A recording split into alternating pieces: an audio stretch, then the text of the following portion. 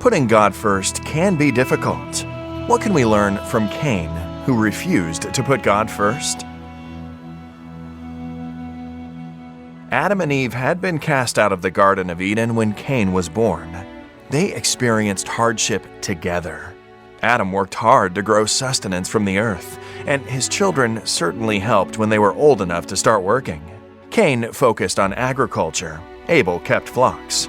Both heard how God sacrificed the first animal to forgive their sins and cover their shame. Both Cain and Abel wanted to worship God. When they came of age, they both brought an offering from the best of what they had.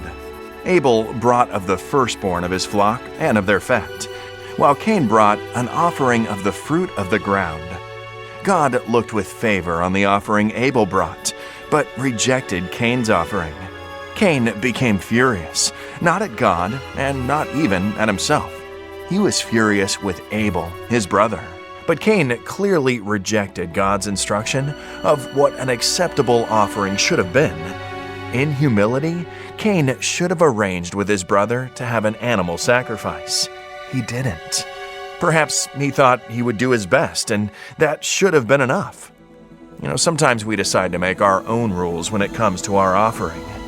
This is a mistake. God is God, and we are not.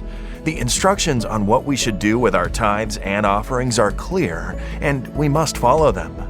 Once rejected, Cain could not bring himself to be vulnerable and talk to God, his parents, or even his brother.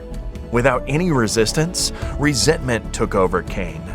God tried to help, but Cain also rejected God.